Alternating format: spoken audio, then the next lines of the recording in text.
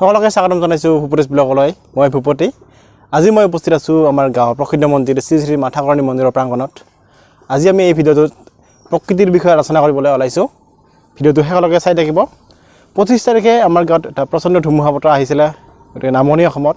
তাৰ ফলত গছ-গছনি ভাঙি কিনে যথেষ্ট ক্ষতি সাধন হৈছিল। বহুতৰে ঘৰ ভাঙিছিল, গছ-গছনি ভাঙি লাইটৰ খুঁটি, বিজুলী খুঁটি ভাঙি উভালি পৰিছিল। তাৰ ফলত আজি 4-5 দিন ধৰি আমাৰ গাঁৱত কাৰেণ্ট নাই। সেই গতিকে সেই ধুমুহাৰ ভিডিঅ'বিলাক মই দিব পৰা নাছিলোঁ। আজি এই ভিডিঅ'টো দি দিম। আৰু আজি এই ভিডিঅ'টো বিশেষকৈ আমি আলোচনা কৰিবলৈ ওলাইছোঁ প্ৰকৃতিৰ ওপৰত। তো সকলোকে চাই থাকিব।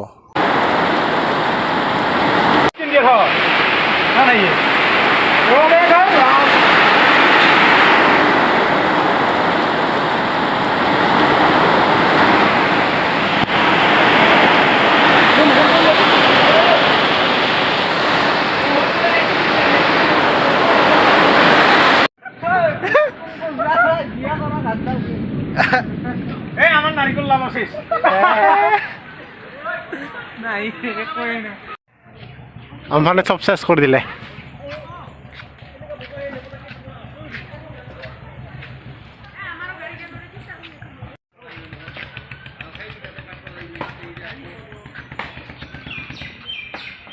মানে সব শেষ করে দিলে।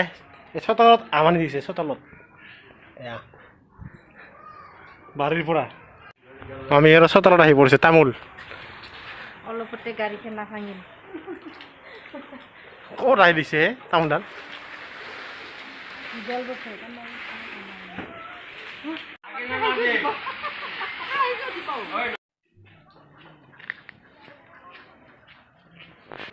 আৰু একেবাৰে অন্ধকাৰ সন্ধিয়া হৈ গ'ল। আৰু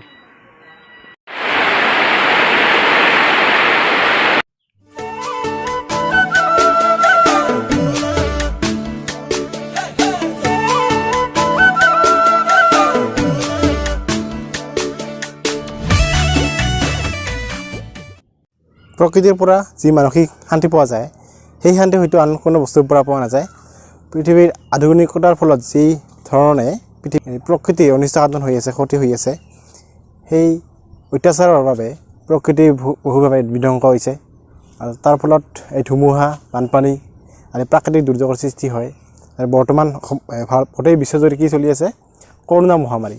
এইবিলাক কি প্ৰকৃতিৰ ওপৰত মানুহৰ অত্যাচাৰৰ ফলতে হৈছে। গতিকে আমি প্ৰকৃতিক সদায় নিজৰ যেনেকৈ আমি চকু কাণ নাক বুলি কি দুখ পালে কষ্ট পাওঁ বুলি ভাবোঁ, এনেকৈ ভাবি কিনে আমি চলিব লাগে। প্ৰকৃতি মানে কি ৰক্ষা কৰিব লাগে। বৰ্তমান অসমত মানে কি হৈ আছে, দিহিং পাতকৈ মানে ধ্বংস কৰিবলৈ ওলাইছে। কি হয় মানুহৰ মানে কি কয়লাৰ কাৰণে। গতিকে প্ৰকৃতি আমাক ৰক্ষা কৰি আছে। আমি যদি প্ৰকৃতিক ধ্বংস কৰোঁ তেতিয়াহ'লে কি হ'ব। সেই গতিকে আমি প্ৰকৃতিক ৰক্ষা কৰিব লাগে। বৰ ডাঙৰ ডাঙৰ ইউটিউবাৰ কেইটাও মানে কি কৈছে, অপ'জ কৰিছে দিহিং পাতকৈ ধ্বংসৰ বাবে। সিহঁতে ইউটিউবৰ দ্বাৰা ভালেখিনি মেছেজ দি দিছে মানুহক, সকলৰ পৰা মতামত বিচাৰিছে।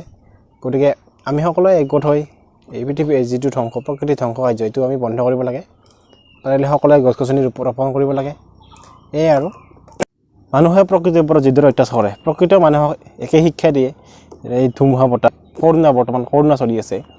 তাৰ ফলত মানুহে হয়তো শিক্ষা পাব লাগে, যদিহে শিক্ষাটো লয় মানুহ জাতিটোৱে।